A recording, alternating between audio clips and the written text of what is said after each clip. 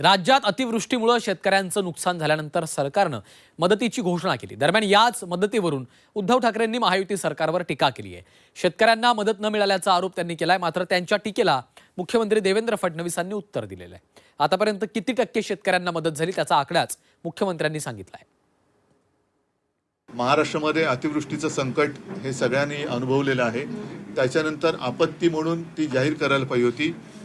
ओला दुष्काळ ही संज्ञा नाही म्हणून तुम्ही ते संकट टाळू शकत नाही।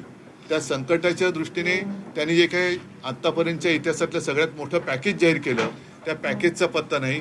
आत्ता या शेतकऱ्याला कर्जमुक्ती करायला पाहिजे। कर्जमुक्ती करू हे त्यांनी निवडणुकीच्या आधी जाहीर केलं होतं, पण जिंकून आल्यानंतर अगदी आपले अर्थमंत्री जे म्हणालेत की जिंकण्यासाठी आम्हाला असं बोलावंच लागतं, हे एवढं खोटं बोलणारं सरकार आहे की ज्यांनी केंद्राला प्रस्तावच पाठवला नव्हता। शेतकऱ्यांच्या संदर्भातही त्यांनी सांगितलं। त्यामुळे जवळपास 92% शेतकऱ्यांना, जे काही पूरबाधित शेतकरी होते आणि ही संख्या 90 लाखाच्या वर आहे, 92% शेतकऱ्यांना मदत मिळालेली आहे। 8% जे शेतकरी आहेत ते केवायसीचा त्यांचा प्रश्न आम्ही सोडवतो।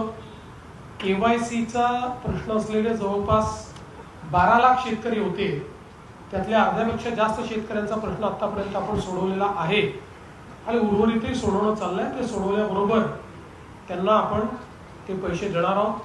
त्यामुळे हे म्हणणं की शेतकऱ्यांना मदत मिळाली नाही, अभ्यास न करता केलेलं अशा प्रकारचं हे विधान या ठिकाणी आहे।